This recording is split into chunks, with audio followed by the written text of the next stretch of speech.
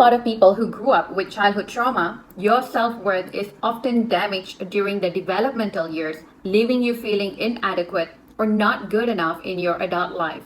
This can manifest as a lack of self-confidence, becoming people pleasers, allowing mistreatment or tolerating abuse, bad behaviors, struggling to set healthy boundaries for fear of abandonment or not being seen.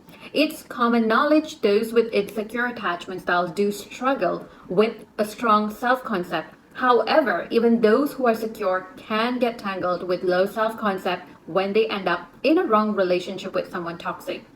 Working and knowing your self-worth will be your most valuable possession you will have in this lifetime. Your self-worth will dictate what you accept and allow in your life, and knowing when to walk away when something is not serving your highest good. This can be career, relatives, family, friends, and romantic relationships. Today, we are going to dive into 5 steps that you can take now to work and embody a strong self-concept and know your self-worth. In order for you to embody and work on your self-concept is to know your needs. You need to understand what your needs are, accepting that your needs are valid and your emotions are valid. Assert your needs with confidence and do not fear the response. One of the reasons you struggle with your self-worth is because your needs weren't met during childhood because your caregivers weren't emotionally available to attune to your needs. When you have not felt seen, heard, or understood as a child, you would perceive your needs as too much and as a result develop a coping mechanism by either completely shutting down or overgiving, people pleasing to keep people around. Now, these behaviors are often driven by fear of abandonment or criticism. As an adult, when we can't ask for our needs to be met, we make room to tolerate things that make us unhappy and relive our childhood. Now, as an adult, you have the responsibility to understand what you want and don't shy away from asking them. Someone that is healthy will respond to you positively. We have stop criticizing and blaming. Deflecting or blaming is an easy way to avoid accountability. Look inwards to see where the urge to criticize is coming from. This often comes from prolonged exposure to unhealthy people who often criticize, and these traits get passed on. We pick up on these unhealthy traits as we grow up. Start with simple things that you do in your daily life. Essentially, you are building your self-worth and learning to take accountability for your actions, which is a secure, healthy behavior. And remember, give yourself the praise and validation you may have never received in your childhood from your caregivers or parents or family members. Make sure that you constantly give yourself the love that you wish that you had received. This will eventually help to reprogram that subconscious belief that your emotions and needs are important and it matters. Next we have is to validate your emotions. Now, I cannot emphasize this enough.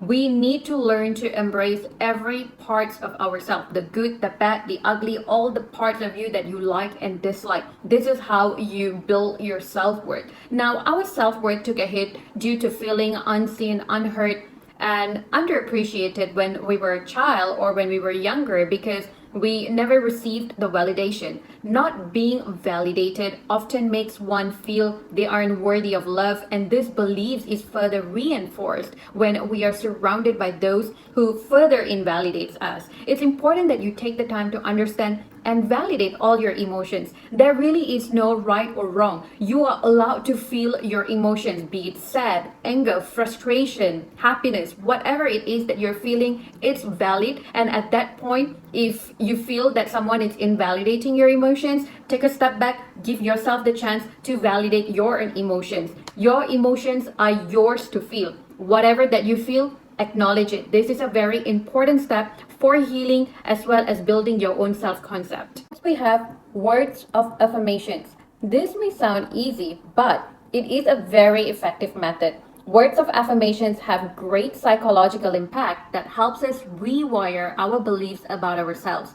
Reminding ourselves constantly with affirmations like, I am worthy of love, I am worthy of security and stability serves as a daily reminder that subconsciously we start integrating these beliefs that we are worthy of more. And trust me, this is something that I initially thought that, it's so cliche, it sounds really cheesy. But when I started practicing words of affirmation on a daily basis, it did rewire my subconscious programming. When someone would treat me in a way that did not make me happy, I subconsciously started reminding myself that no, I am worthy of better. I am worthy of respect. I am worthy of love. So do not underestimate how powerful words of affirmations can be. These words of affirmations are really meant to reprogram your own subconscious beliefs that you weren't good enough, that you may have developed as a child. And this is the time and chance for you to rewire that belief systems subconsciously. And trust me, as simple as this may sound, this is going to be really rewarding as long as you integrate them into your daily life religiously. Next we have is to list down and acknowledge all your strongest attributes. Knowing your strengths and acknowledging how you positively contribute to others in your life will further reinforce your own worth. If you are someone that is honest and transparent, take pride in your attributes and hold on to that. It doesn't matter if someone doesn't match your efforts. This is where you learn to understand the value you bring, and it'll help you to walk away if someone can't see what you bring to the table. And make sure you remember, just because someone does not see your value, if someone does not appreciate what you bring to the table, you don't have to stop doing that. For example, if you believe that you are an excellent communicator and you are very transparent and open with your communication, but the person that you're dealing with is playing games, they are not really great at communication, you don't want to change these amazing qualities and attributes that you have. So make sure that you acknowledge your strongest attributes, hold on to it. Do not let someone else's negative actions to impact your own values. Next we have is accepting your past mistakes. Now, this is possibly the most crucial part of your healing journey, as well as building your self-concept. Accepting your past mistakes came from a place of lack of awareness. So making peace with it and focusing on your needs is going to help you to rewire what you can do for yourself in the future. This is such an important exercise. We often struggle with our self-concept as we have a tendency to internalize past mistakes, which often carries a lot of guilt and shame. But recognize and remind yourself the younger version of you was at a different place. You didn't have the tools and awareness that you have now. Show compassion. If you need to go back to that younger self, that 20-year-old self, if you had done something that you are still ashamed of, just remind that 20-year-old self that it's all right, that's what you knew at that time, and just be compassionate, forgive yourself for those mistakes, accept that it's only human of you to have made such mistakes. This really goes a long way. A lot of times we tend to sit in rumination and we carry a lot of guilt and shame in us because of our past mistakes. Making peace and accepting your past mistakes is a huge step to your healing journey, and this will improve your self-concept profoundly. And the final step in order for you to build on your self-concept is learning to apologize when you make mistakes or something you have done that was hurtful to someone. This is about taking accountability, knowing yourself enough that you can apologize when you need to and stand firm in your beliefs.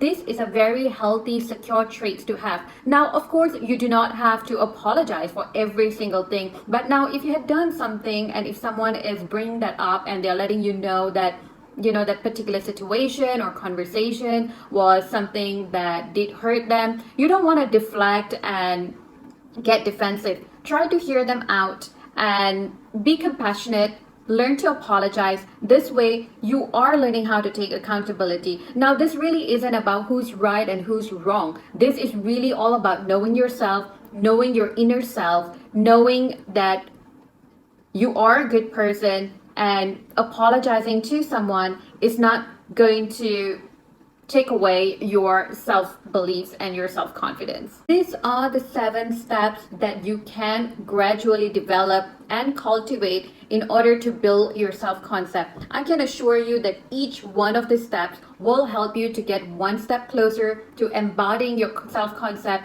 You would know how to develop your self-worth, and this will keep getting better each day. As weeks and months pass, you would find yourself embracing your own transformation and growth. Make sure you know that this isn't an overnight process. You're not going to rewire this within a month or two. You have to integrate this as much as you can. It would be great if you can do it in your daily lives, but understand that life can be challenging. We all have good days, not so good days, bad days. So that's all right. Take it at a stride, one day at a time. But remember, so as long as you're committed and you're putting in the work, I promise you that you will see the transformation in yourself.